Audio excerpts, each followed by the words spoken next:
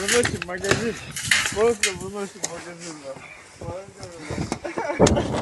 Что там в магазине, мы его знаем. Посмотрите.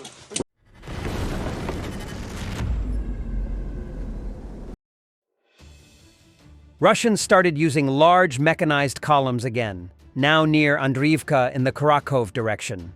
It seems the Russians have shifted focus to this sector. Yet, after 3 years, they still come up with the same tactics, with the same outcome. Russian lost 7 units in one morning. Also, a big mechanized attack near Pokrovsk led to big Russian losses in equipment and manpower. A video from the attack, Russians used 2 platoons and armored vehicles. In total, 12 units were hit with 7 completely destroyed. 18 Russians were killed, 7 more wounded. The amount of Russians' losses is still being counted. The mill blogger Russian Engineer recognizes the success of Ukraine's campaign against fixed-wing reconnaissance UAVs and the consequences for the Russian summer offensive. The threat to our reconnaissance UAVs is extremely serious, and although half a year has passed since the start of the use of this new tactic by the Ukrainian armed forces, basically all the measures were of a passive defense nature. Putting electronic warfare, cameras on UAVs, making evasive maneuvers, which gave some effect. But as the number of guidance stations increased, the effectiveness of interception increased. And thousands of downed tactical reconnaissance UAVs cost a lot of money. Moreover, the Ukrainian armed forces clearly intend to increase the number of radars to such a quantity that the interception capabilities are guaranteed to exceed the production capabilities. And considering that in this exchange, the cost of the FPV is a few % of the cost of the reconnaissance aircraft, then it turns out to be a competition that is obviously unfavorable for us. Therefore, the most important task is to destroy the radars themselves. Because they are very expensive, their production is not so massive, and without them, successful interception of our UAVs by cheap FPVs cannot be realized. It should be taken into account that with such trends, by summer we may be left practically without tactical reconnaissance UAVs, which calls into question our entire summer campaign. Therefore, the threat is very significant. Without these birds, we will not be able to use Iskanders, UMPKs, Lancets, and other long-range weapons, which are our key advantage on the battlefield over the Ukrainian armed forces. Therefore, the threat is very significant. Without these birds, we will not be able to use Iskanders, UMPKs, Lancets, and other long-range weapons, which are our key advantage on the battlefield over the Ukrainian armed forces. Just as our electronic warfare, the enemy knocks out armored columns with cluster munitions, the fragments of which disable delicate equipment, so we must do the same. Using electronic warfare weapons, identify the approximate location of radars, clarify their position using electronic warfare weapons, and link this targeted search with weapons, MLRS, artillery, UMPKs with cluster bombs. Plus, accelerate the development of direction finders on the FPV, which can combine conventional video control, especially with optics, and a direction finder on board. Even if the radar is well camouflaged, then hit approximately in the direction of the signal source, counting on the fragmentation field, which can catch the delicate structures of the radars and disable it.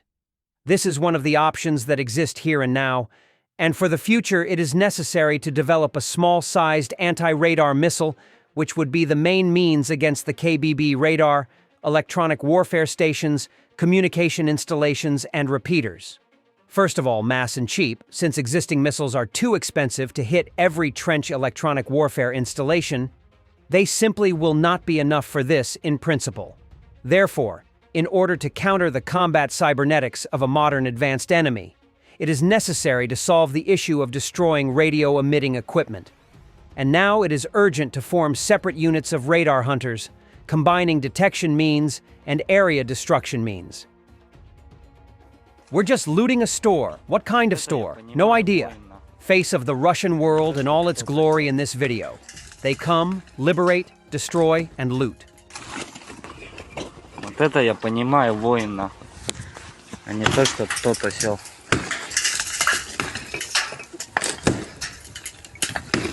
Выносим магазин. Просто выносим магазин.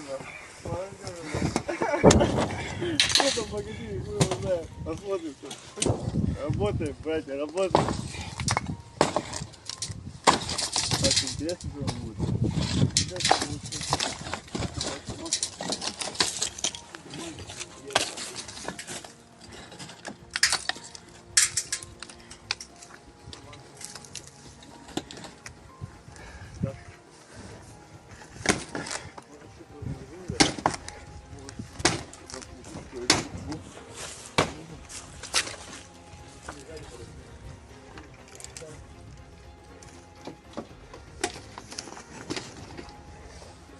Сверху чуть-чуть убери, чтобы я пролез, и все, братан.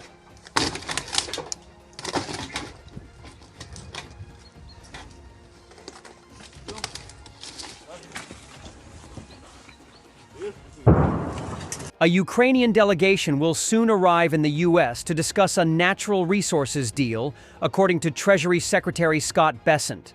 He stated that the visit is expected to take place late this week or early next, and confirmed that Ukraine has hired lawyers, while Washington is ready to proceed. Estonia to build defensive bunkers on the Russian border.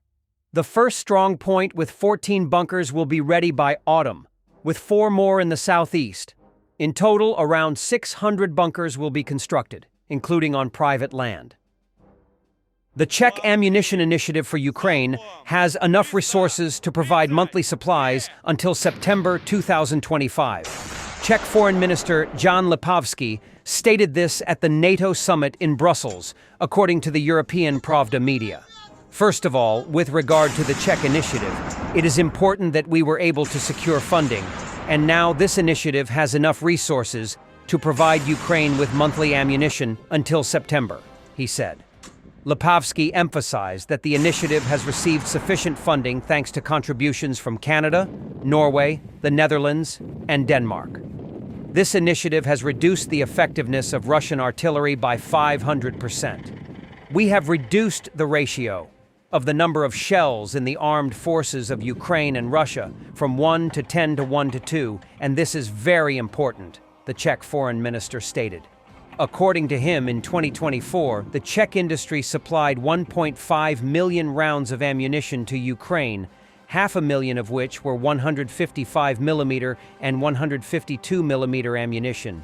We must deliver this material to Ukraine so that it can defend itself against Putin's imperial war of aggression, Lipavsky concluded.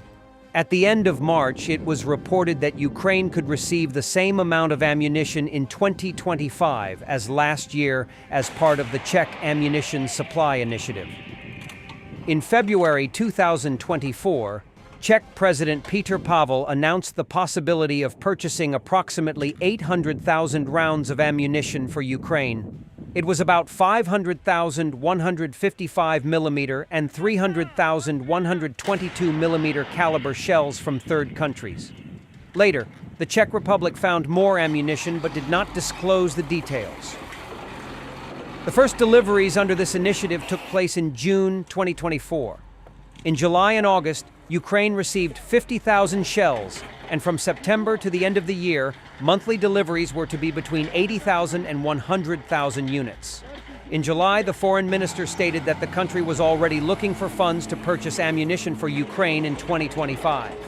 In August, Czech Defense Minister Jana Černochová shared that the initiative would attract revenues from Russian assets frozen in the EU. This will allow for the purchase of hundreds of thousands more rounds of ammunition. Thanks for watching, and don't forget to subscribe.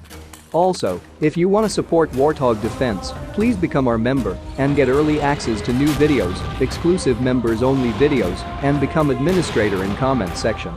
The membership link is in the description. Rescues every day. We had a guy last week, it's 6 rescues in 6 days. You know, he's doing the job every day.